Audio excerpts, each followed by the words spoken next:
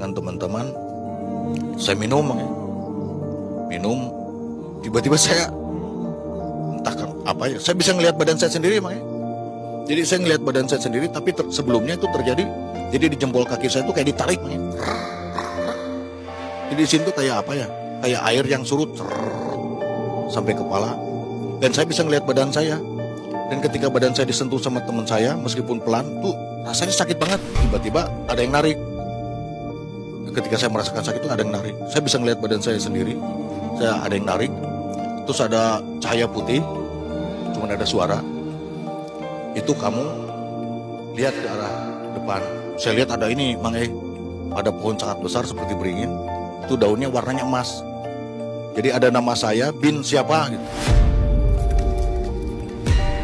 Itu tidak jatuh, ada di tengah-tengah. Tapi yang berserakan banyak yang berguguran, Mang. Jadi kata suara itu, kamu beruntung, kamu belum gugur. Karena si daun itu ada di tengah-tengah, Mang. Jadi saya udah meninggal belum? Belum. Kamu lihat ke sebelah kanan. Saya lihat di sebelah kanan tuh ada orang-orang ganteng-ganteng, Mang. Ganteng, cantik-cantik. Saya tanya ke cahaya itu siapa? Itu yang meninggal di terowongan Mina. Dulu mungkin pemirsa tahu lah, tahun 91 ada kejadian di Mekah, ada terowongan Mina yang roboh itu yang menimpa jemaah haji. Itu saya ngelihat mereka itu ganteng-ganteng. Ketika saya diperlihatkan ke kiri, tempat kamu mah di kiri, saya ngelihat sahabat saya yang dulu yang udah meninggal lagi dipukulin. Saya kan bingung. Jadi saya harus masuk ke mana? Ke sana. Karena yang kamu sembah itu beda.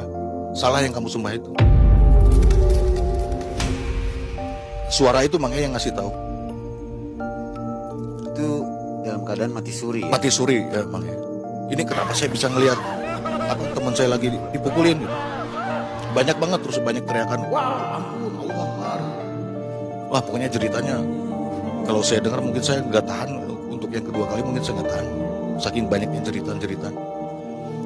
Setelah itu kamu pulang lagi aja, karena belum waktunya kamu. Nah ketika saya sadar, saya pegang-pegang ini, kayaknya ini boeh mungkin, Mang. Kan orang meninggal biasanya ada boeh, Mang. Tapi ketika saya pegang, bukan, ternyata saya masih di saung itu, Mang. Saung di pinggir sawah. Karena kejadiannya mati suri itu saya di sawah. Nggak ada yang tahu waktu mati. Pada lari semua karena ketakutan, Mang. Ketakutan dimarahin sama keluarga saya. Jadi itu teman-teman mabuk lari semua? Lari semua ketakutan. Dan akhirnya saya sadar pas saya tanya, kok jamnya udah jam sore banget. Perasaan saya dibawa ke alam sana itu cuma beberapa menit aja, Mang. Tapi pas saya lihat, kata teman saya juga sekitar 8 jam lebih saya nggak ada. Waktu mati suri orang tua tahu? Nggak tahu, Mang, kan posisinya di tengah sawah. Jadi saat mati suri itu, Mang, saya ternyata saya mohon maaf ya jika ada yang tersinggung pemirsa. Jadi saya bukan menjelekkan suatu agama ya, Mang. Jadi selama ini yang saya sembah itu ternyata bukan Allah yang menciptakan kita, Mang. Itulah yang menimbulkan rasa saya untuk menjadi seorang mu'alaf, Mang. Kenapa saya ingin jadi mu'alaf? Karena kejadian mati suri itu. Kedua, saya saat waktu bangun dalam keadaan mati suri itu terdengar azan jauh tapi menyentuh hati, Mang.